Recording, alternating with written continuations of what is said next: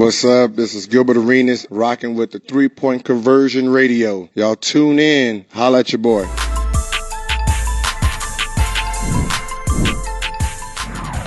Putting aside the finish, just what your team achieved in building a lead big enough to withstand. What were your thoughts on what you guys did well tonight and maybe better than Monday? Yeah, it was a very productive 48 hours. And this is what you hope for out of a group, that if you have some disappointments, which it was disappointing the other night, that you just go to school and get to work on it instead of coming up with all the typical things that can happen in this association. We just went to work yesterday, watched the film, watched some of the painful moments, watched some of the good moments, and then got to work on a practice, had a good productive morning. And then there also was a lot of respect, for Orlando and what they've done so far early in the season. They were, fourth in the East. They have built a very good disruptive defense, and they've been great here at home. And our guys were well aware of that. We knew we'd have to play really well and need a lot of contributions from a lot of different guys. And it was a good response after a disappointing finish to the other night. Defensively, I thought across the board there were a lot of really good efforts against a physical, driving, attacking, cutting, offense rebounding team. We don't typically see guys miss as much time as Tyler did, but kind of hit the ground running, right in rhythm. Yeah. Offensively, are you surprised? Usually it takes guys a couple of games to ramp up, at least. Yeah, I'm not sure. Typically there would be a little bit of a, build up to rhythm. The one thing you can't discount or underestimate is his work ethic. So once he was able to start doing stuff on the court, then he starts pushing the envelope and he's really starts working. I mean, he's relentless with his work. That's what you really have to appreciate about Tyler. This is not something that it just happened with talent. This is, this is a lot of the sweat equity behind the scenes. And then I watched the 2 contact practices to ramp up for that. Those were very intense for he and Bam. The second day was really good. And the fact that he's been able to do court work, for the last few weeks, 2 weeks at least, that helps. But this is a lot harder than he's made it look. He's played 2 very efficient games, winning basketball.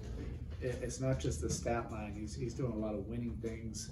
The rebounding tonight, the defensive coverages, he was really good. And then offensively, he was just extremely efficient.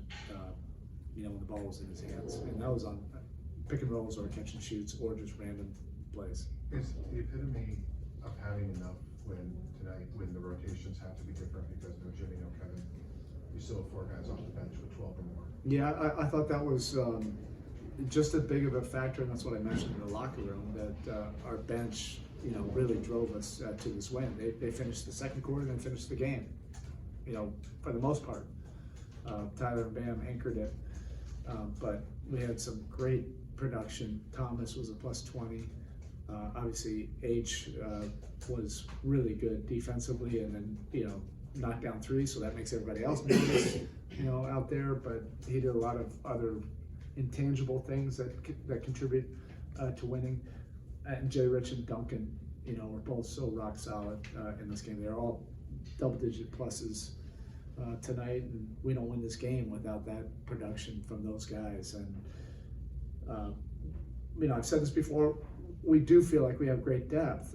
We have great continuity, so I'm not as concerned when we've had to deal with guys missing games. It's more about developing the consistency to our identity, which we know we have the continuity.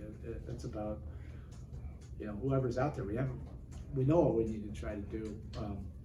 We just need to do it more consistently. The way you closed the second quarter, making 12 straight shots, it was 32 points in 6.5 minutes. You don't see events like that very often. No, but I thought the defensive activity, there were a lot more multiple efforts And you can see it. There'd be loose ball scrums on the floor, 50-50s. We were coming up with those. We were rebounding better in the last 5 minutes of that quarter. We had more times where we contained the ball, where it wasn't just blasting us off the dribble. We gave up less cuts during those 5-6 minutes.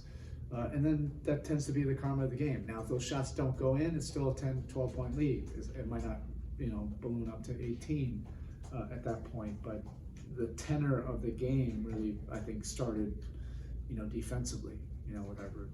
As you said, Coach, you've been plagued by the injury bug over the last couple of seasons. Do you feel because of that it's harder, or do you, because having so many different lineups and seeing that, you're more flexible and adaptable for those situations? I don't even view it that way. While we have great continuity, some of that stuff we've talked about missed games and all that. You take out, I don't even talk about it, but take out Yurtseven and a little bit of Vix last year. We're not up there ranking the way people think we're ranking in missed games. We have more continuity than probably a lot of teams. And I feel very good about that. I feel very good about our depth. I feel good about different players are able to step up and contribute to winning, on different nights. You need that in this league. It doesn't have to be what everybody thinks it has to be, the traditional whatever. It doesn't have to be. You need depth, and you need guys that feel like they can contribute and add to the winning. Okay, thank you. Thanks, Coach.